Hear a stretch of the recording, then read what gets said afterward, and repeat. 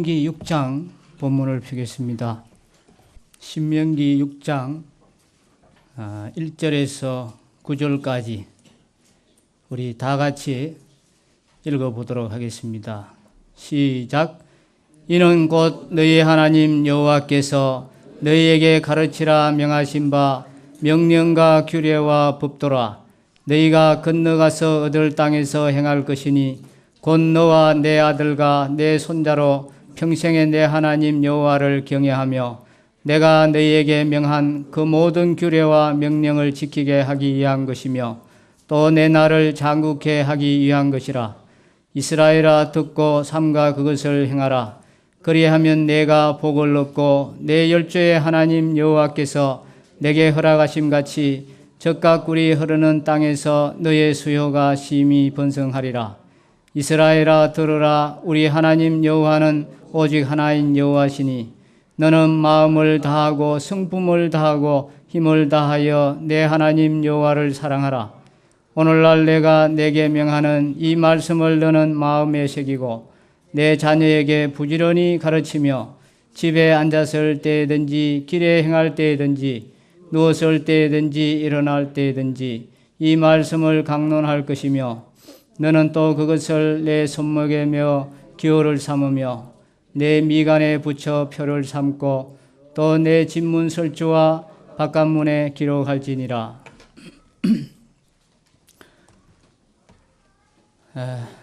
오늘은 복된 가정이라고 하는 이러한 제목으로 하나님 말씀을 전가하도록 하겠습니다.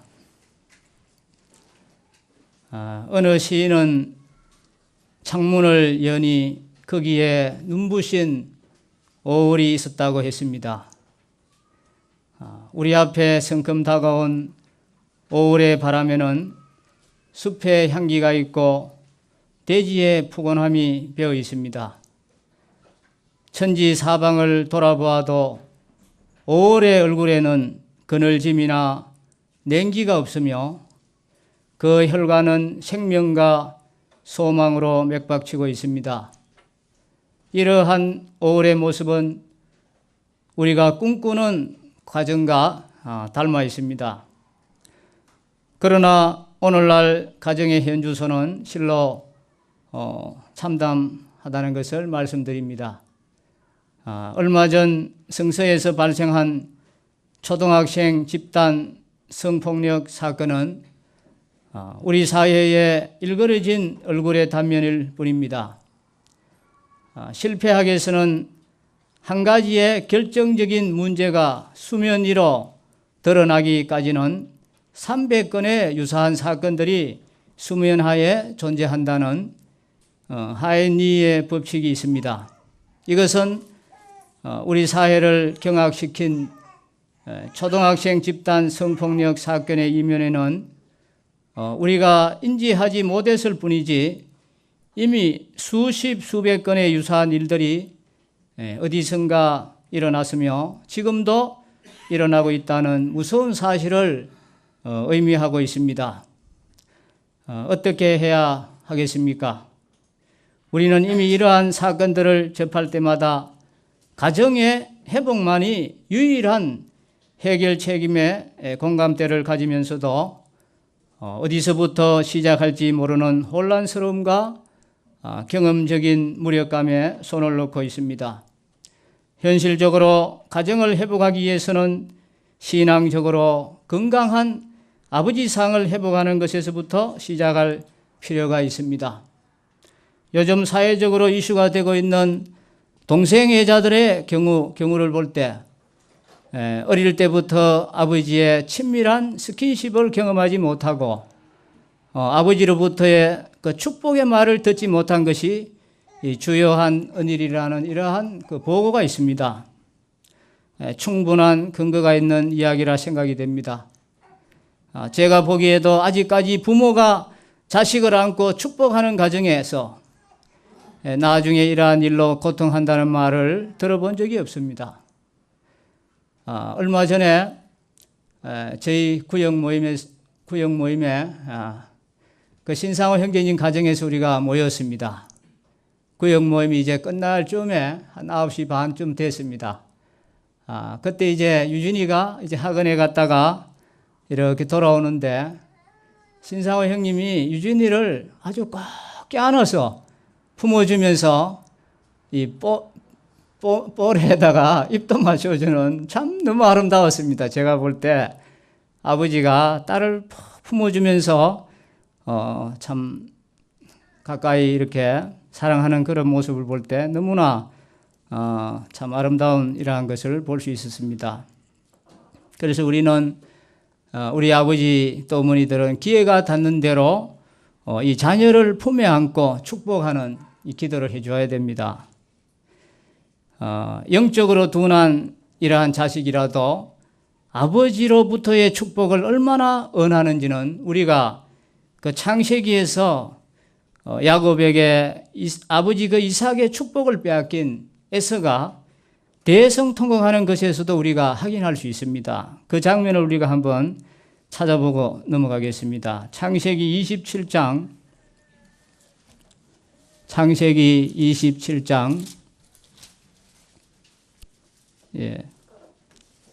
30절에서 34절까지 읽겠습니다.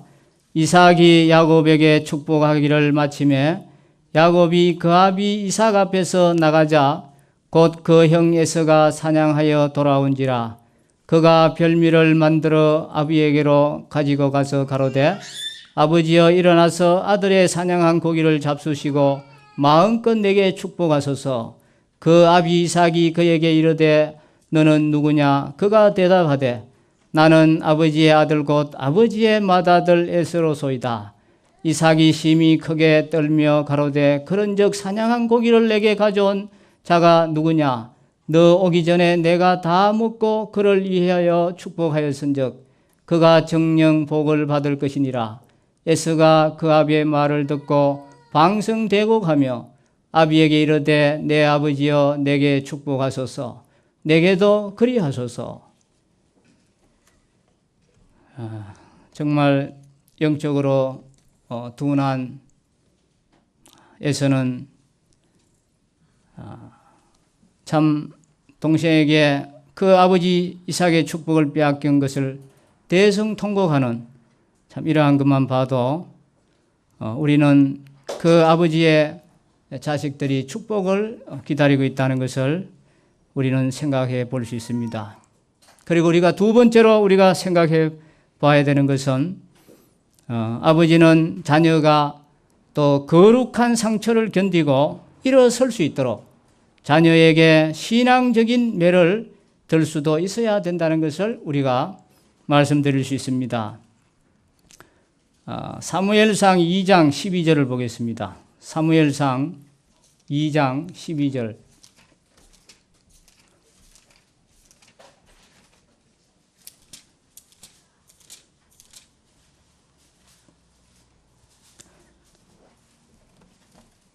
엘리의 아들들은 불량자라 여호와를 알지 아니하더라. 엘리 제사장은 자기의 아들들을 여호와께로 인도하지 못했습니다. 정말 참 불행했습니다. 그들은 믿음으로 구원함을 받지 못했습니다. 또 17절을 보겠습니다.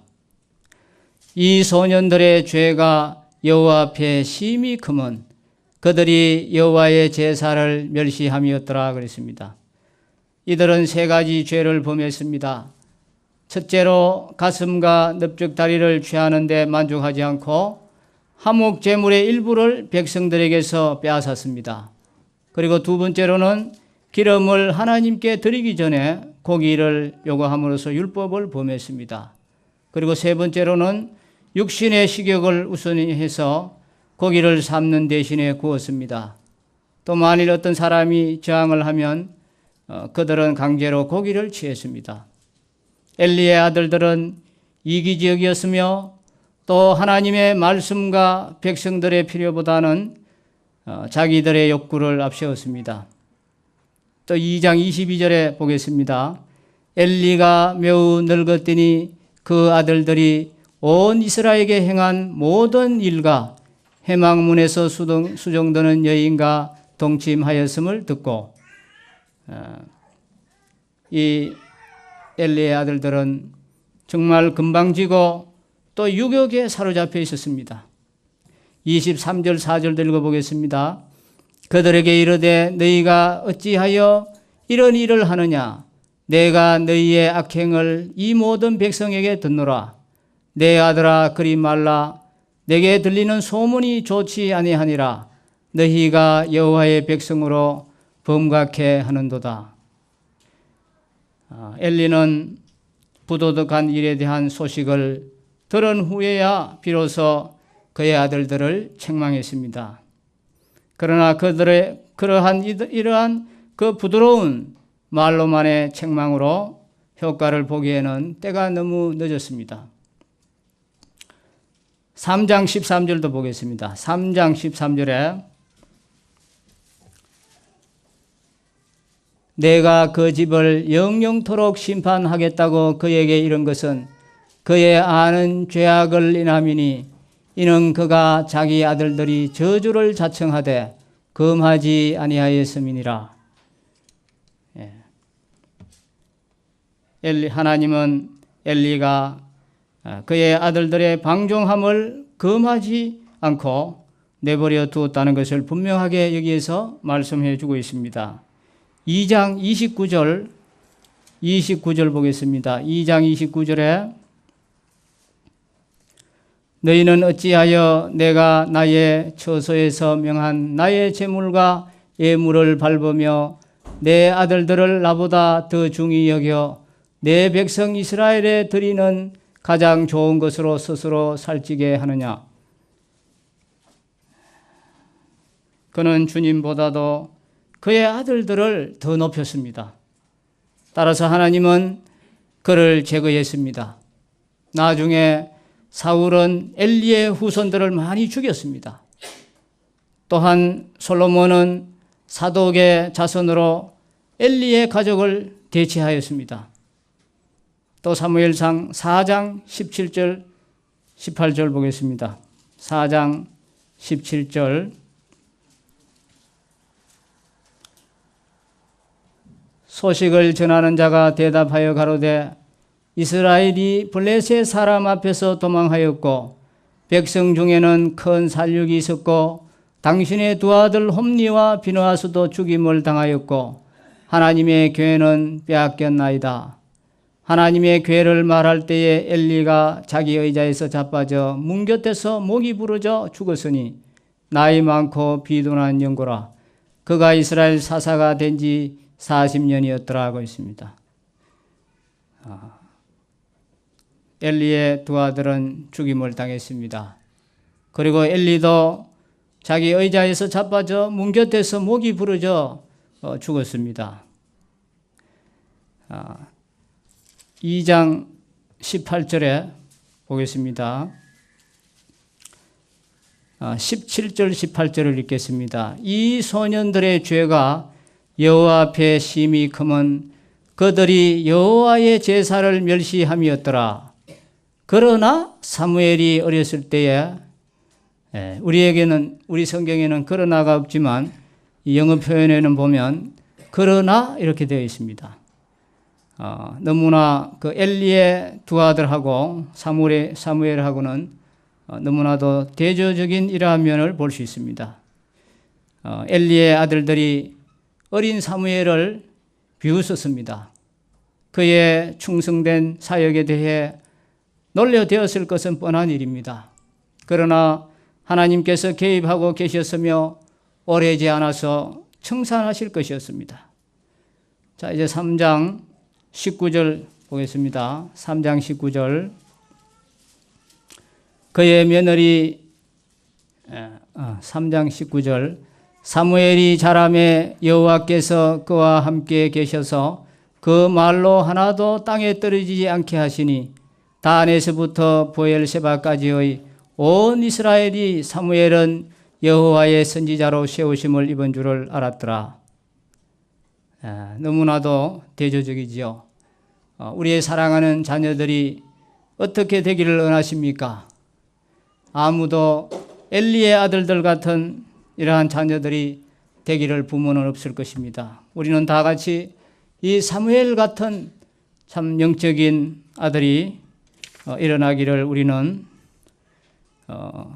기도해야 되고 또 훈련시키고 준비해야 되겠습니다. 우리는 두 가지를 자녀들에게 해야 됩니다. 첫 번째는 우리는 기회가 닿는 대로 자녀들을 품에 안고 저들을 위해서 축복하는 기도를 해줘야 됩니다. 그리고 두 번째는 거룩한 상처를 견디고 일어설 수 있도록 자녀에게 신앙적인 매를 들 수도 있어야 됩니다. 자녀가 실패하고 상처받는 것을 두려워해서 금지옥욕으로 키우는 것은 이것은 자녀로부터 현대판 고려장을 당하는 지름길임을 알아야 합니다. 가정의 달인 5월을 맞아 우리의 자녀들이 덜 포도가 아니라 좋은 포도를 맺기를 바란다면 방금 말씀드린 이러한 두 가지를 우리가 해야 되겠습니다. 사람들은 저마다 가정에 대해 많은 소원을 가지고 있습니다. 가정은 무엇과 같습니까? 가정은 정은과 같습니다. 정은과 같아서 이 가정이라는 것은 꾸며야 됩니다. 금방 만들어지는 작품이 아닙니다. 최선을 다해서 노력해야지 아름답게 꾸며지는 것입니다. 그래서 이 가정의 정자하고 정은의 이 정자가 같은 글자입니다. 우리는 누구나 아름답고 행복하고 또 평화롭고 이상적인 가정이 되기를 원합니다. 사회의 건강도 가정의 건강에 달려 있습니다. 가정이 아름다울 때 우리가 사는 사회도 아름다워지는 것입니다. 가정보다 더 귀한 것은 없습니다. 미국 클린턴 대통령이 재직 시절 때 그때 14명의 장관을 임명했을 때 그 중에서 7명이 장관직을 거절했다고 합니다. 크리스토퍼 국무장관도 안 하겠다고 했답니다. 가정에 충실하겠다는 것이 그 이유였습니다. 가정에서 자녀와 함께 지내고 싶다는 것이었습니다. 장관이라는 권력보다도 가정을 높이는 이러한 사회라면 그 사회는 건강한 사회라고 할 수 있습니다. 가정은 이 세상의 어떤 빌딩보다도 높은 것입니다. 어떤 산보다도 높은 것이 가정입니다. 가정보다 귀한 곳은 없습니다. 이 시대의 인류는 많은 위기들과 대면하고 있습니다. 이것은 모두 가정이 무너졌기 때문입니다. 장래를 보장할 수 없을 정도로 가정이 불안해지고 있습니다. 건강한 가정, 평화롭게 살아가는 가정을 찾아보기 어려울 정도로 가정들이 어려워지고 있습니다. 우리가 1년 내내 신문에 나오는 이 뉴스들을 보면은 가정의 비참함을 우리에게 알려주는 것들입니다. 청소년 문제가 심각하다고 하지만 문제 청소년들도 알고 보면 가정에서 생활을 잘 못하는 부모들이 만들어 놓은 작품인 것입니다. 하버드 대학에서 모든 청소년 문제의 배후에는 반드시 가정 문제가 있다고 발표했습니다. 그들이 조사한 문제 청소년 10명 중에서 6명은 술 먹는 부모 밑에서 성장한 아이들이었습니다. 그리고 5명 가운데 3명은 부모가 가정 불화를 일으킨 가정들이었습니다. 또 4명 가운데 3명은 부모의 허락을 받아 아무데나 가는 아이들의 경우라고 합니다. 우리는 자녀를 기를 때 본을 보여야 합니다. 하나님 앞에 무거운 책임감을 가지고 자녀를 키워야 합니다.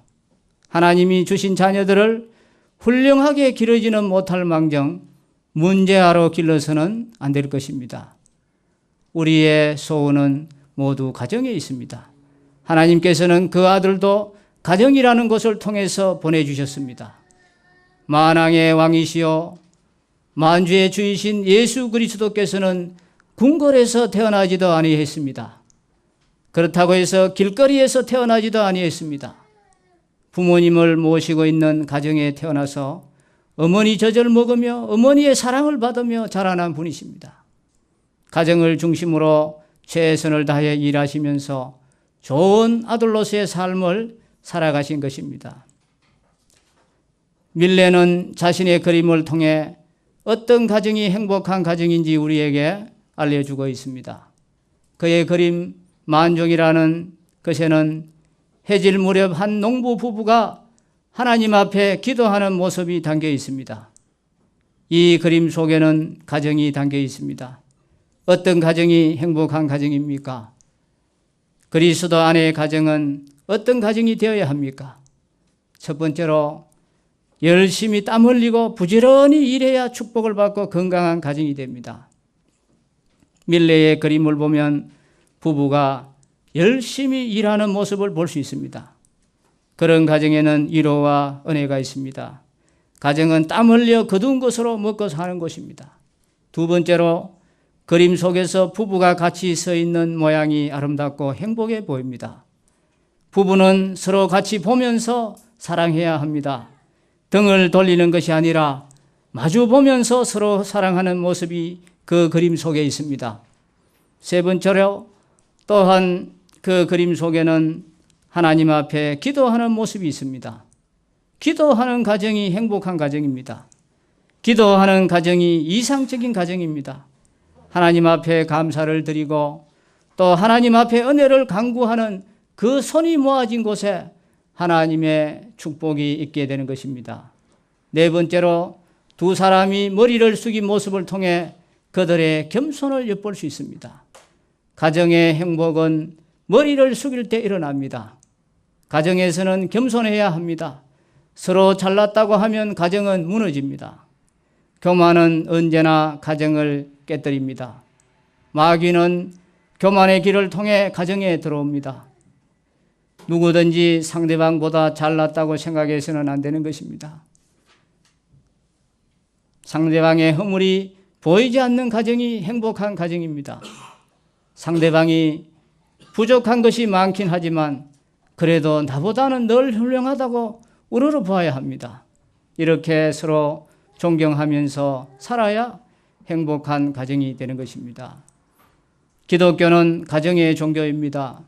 성경을 보십시오. 성경은 창세기부터 모두 가정의 이야기입니다.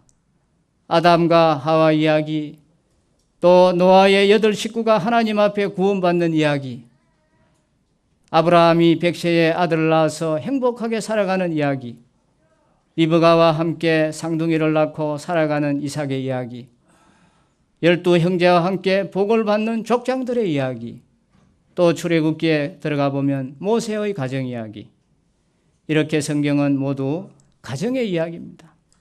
이렇게 하나님은 가정을 귀하게 여기십니다.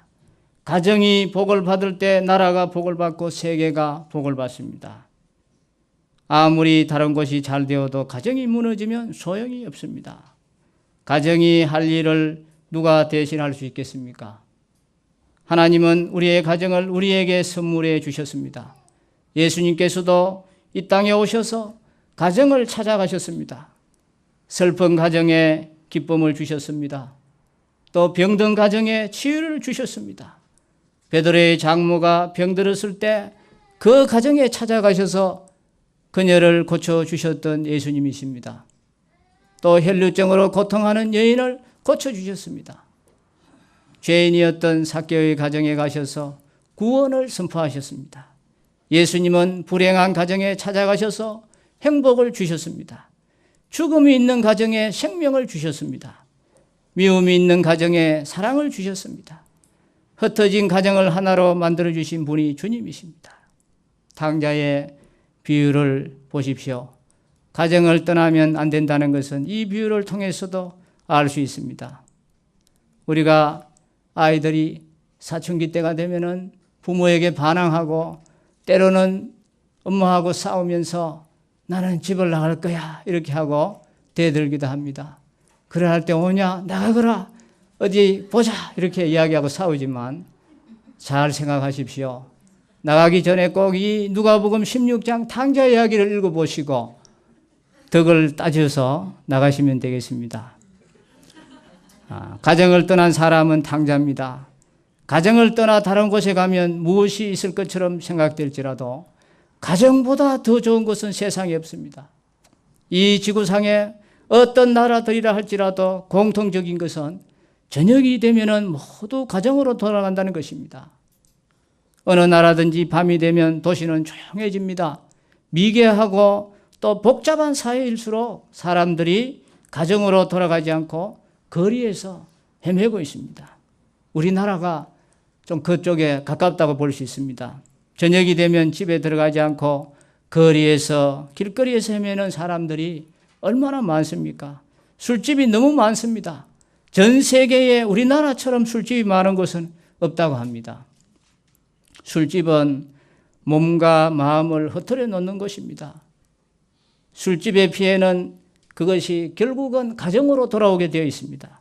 술집이 많을수록 가정은 불행할 수밖에 없습니다. 술집은 시간과 돈을 빼앗아갑니다.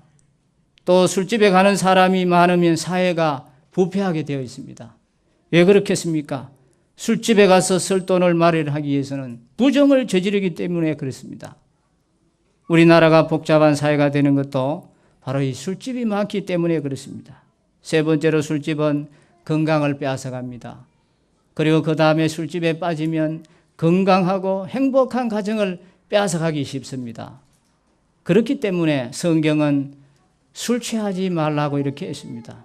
술집에 다니면 눈이 바로 보이지 않고 마음이 타락하게 되고 범죄함으로 말미암아 하나님의 심판을 받게 되어 있습니다. 사람과 마찬가지로 가정도 죄가 들어오면 무너지게 되어 있습니다. 우리의 가정은 성령이 가시는 거룩한 집이 되어야지 마귀가 역사하는 그런 집이 되어서는 안 됩니다. 가정은 밀레의 그림처럼 평화로워야 합니다.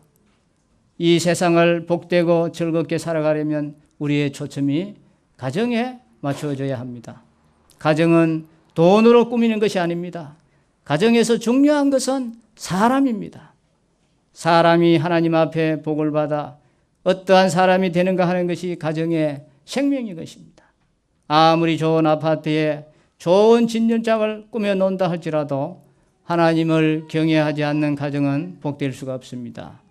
인간의 축복은 하나님께로부터 오기 때문에 그렇습니다. 주님이 그 가정에 오셔서 가정을 축복으로 바꾸어 놓아야 합니다. 그렇다면 어떻게 해야 우리의 가정이 하나님의 축복을 받는 행복한 가정이 될 수 있겠습니까? 첫 번째로 우리는 하나님을 경외해야 합니다. 온 식구가 하나님을 높이고 영화롭게 하고 하나님 제일주의로 하나님의 계명을 쫓아 살아갈 때 그 가정은 복된 가정이 되는 것입니다. 신명기 우리 본문의 2절 한번 찾아보겠습니다.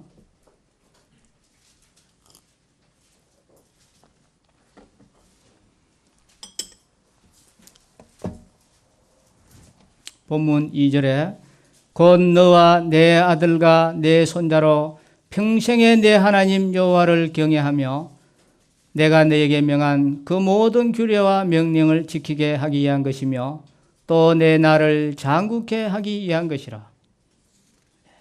온 집안 식구들이 하나님을 경외할 때 하나님의 축복이 있다는 말씀입니다. 우리는 시편 2편 12절 말씀 한번 찾아보겠습니다. 시편 2편 12절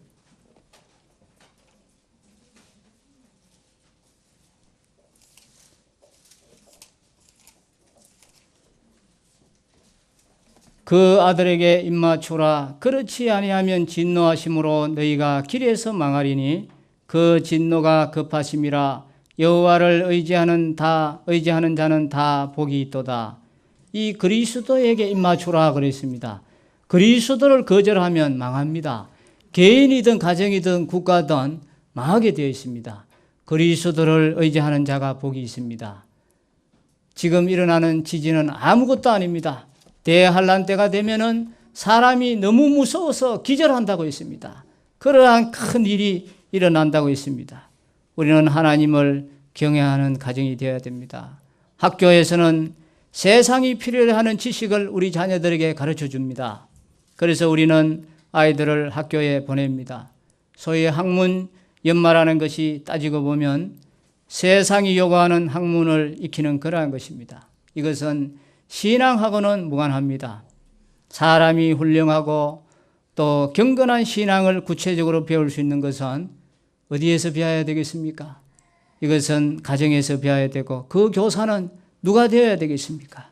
바로 우리들의 부모들이 교사가 되어야 됩니다. 부모가 경건한 생활을 힘쓰고 자녀들의 영적 상태에 관심을 기울이면 그들이 바른 신앙을 가지고 살게 됩니다. 바울은 디모데의 신앙이 경건한 사람이었던 그 예조모 누구의 영향을 받았다고 했습니까? 그 예조모 로이스와 그 어머니 또 누구였습니까? 유니게의 영향을 받았다고 했죠. 디모데후서 1장 5절을 찾아보겠습니다. 디모데후서 1장 5절 이는 내 속에 거짓이 없는 믿음을 생각함이라. 이 믿음은 먼저 내 예조모 로이스와 내 어머니 유니게 속에 있더니 내 속에도 있는 줄을 확신하노라. 이 믿음이 어디에서 나왔습니까? 그는 이 세상에서 가장 귀하고 값진 유산을 예조모와 어머니로부터 물려받은 것입니다. 성도로서 우리는 자녀들의 영적 상태에 어느 정도 관심을 가지고 있습니까? 만일 부모로서 자녀들이 하나님 경외하기를 배우는 것보다 학교 성적이 올라가는 것에 더 큰 비중을 둔다면 우리는 우리 자신들을 한번 돌아봐야 되겠습니다. 좋은 대학에 들어가고 세상이 부러워하는 지위에 오른다고 해서 인생이 성공한 것이 아니고 또 행복한 것도 아닙니다. 왜냐하면 인생의 진정한 성공은 세상적인 출세가 아닙니다. 참 행복 역시 그러한 것으로부터 오는 것이 아닙니다. 선진국일수록 자살률이 더 높고 행복지수가 낮다는 통계가 있습니다. 그리고 세상적으로 성공한 것처럼 보이는 사람들이 우울증에 더 크게 시달리고 행복을 크게 느끼지 못한다고 합니다. 많은 재산을 물려준다면 자녀들이 편하게 살 수는 있을 것입니다. 또 좋은 대학에 들어가도록 돕는다면 또 그것도 그렇겠습니다. 그러나 이러한 것들이 그들을 위한 최상의 도리는 아니다는 것입니다. 디모데의 예조모와 어머니처럼 경건한 신앙을 물려주는 것보다 더 크고 값진 유산은 없습니다. 우리 또 잠언 1장 7절에 있는 말씀을 찾아보겠습니다. 잠언 1장 7절 여호와를 경외하는 것이 지식의 근본이오늘 멸언한 자는 지혜와 훈계를 멸시하느니라.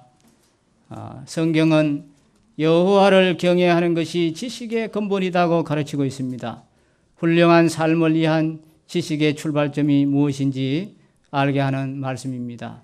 세계적인 역사 철학자 H.G. 웰스라는 분이 61세가 되었을 때 한 말은 하나님은 경외하기를 배우지 못한 사람들의 그 인생의 어떠함을 볼 수 있게 했습니다. 그는 말하기를 나에게는 평안이 없다. 나는 내 인생의 종점에 서 있다. 이렇게 말을 했습니다. 축복은 하나님께로부터 오는 것입니다. 그러므로 하나님을 경외하는 가정이 귀한 가정이 되는 것입니다. 두 번째로 우리는 제단을 쌓아야 됩니다. 하나님의 가정에는 늘 예배가 있어야 합니다. 가족이 모여서 성경을 함께 읽고 돌아가면서 깨달은 말씀을 나누고 또 기도 제목을 나누고 또 함께 서로 기도하고 이렇게 해야 됩니다. 오늘날 우리 사회가 심각한 여러 가지 문제들로 가득한 것은 사람들이 하나님의 말씀이 아닌 사람들의 생각으로 삶의 기준을 삼고 또 그에 따라 행동하기 때문에 그렇습니다. 사람은 누구나 다 부패하고 타락하여 생각하는 것이 다 악하고 거질 때뿐입니다. 그렇기 때문에 그러한 사람의 생각에 따라 행동하는 이 사회가 어찌 문제가 없겠습니까? 문제가 있게 되어 있습니다. 그러므로 우리는 가정 예배를 통해서 하나님의 뜻을 배우고 거룩한 삶으로 이어져야 됩니다. 지식은 지금 못 배워도 나중에라도 배울 수 있습니다. 그러나 신앙교육이라는 것은 자녀가 부모 품에 있을 때 가르칠 수 있지 부모 품을 떠나면 이미 때가 늦은 것입니다. 그리고 세 번째로 우리는 말씀을 가르쳐야 합니다. 신명기 본문에 다시 돌아와 보겠습니다. 6장 4절 읽겠습니다. 이스라엘아 들으라. 우리 하나님 여호와는 오직 하나인 여호와시니 너는 마음을 다하고 성품을 다하고 힘을 다하여 네 하나님 여호와를 사랑하라. 오늘날 내가 내게 명하는 이 말씀을 너는 마음에 새기고 내 자녀에게 부지런히 가르치며 집에 앉았을 때든지 길에 행할 때든지 누웠을 때든지 일어날 때든지 이 말씀을 강론할 것이며 너는 또 그것을 내 손목에 메어 기호를 삼으며 내 미간에 붙여 표를 삼고 또 네 집문설주와 바깥문에 기록할지니라. 하나님의 말씀을 가르치라 했습니다. 우리의 가정에서는 하나님의 말씀이 가르쳐져야 합니다. 이스라엘은 초등학교 때부터 대학을 졸업을 할 때까지 성경을 배우지 않는 날이 없다고 합니다. 그런데 우리 자녀들은 얼마나 성경을 배우고자 하는 열의가 있는지 모르겠습니다. 저희 집에 아이들부터 그러합니다. 세상 지식을 습득하는 데는 많은 시간을 들이는 것 같습니다. 그러나 세상 지식으로는 인간의 문제를 해결할 수 없습니다. 세상 지식은 마치 피라미드와 같습니다. 초등학교 시절의 지식은 넓은 것 같지만 갈수록 이제 좁아져서 나중에 박사 학위를 받으면 그 학문 세계라는 것은 너무 좁아지게 되어 있습니다. 개미 허리를 연구해서 박사가 되기도 하고 또 고양이 뒷다리 연구에 5년, 10년 연구해서 박사가 되는 사람들도 있습니다. 이것이 세상 지식의 공통점이라는 것입니다. 결국에는 아무것도 모르는 것 같습니다. 그렇지만 성경 말씀은 이와 반대입니다. 하나님의 말씀에는 우주론이 있고 창조론이 있고 인생론이 있고 국가론이 있고 가정론이 있고 천국론이 있고 영육의 무한한 세계까지 폭넓게 기록되어 있습니다.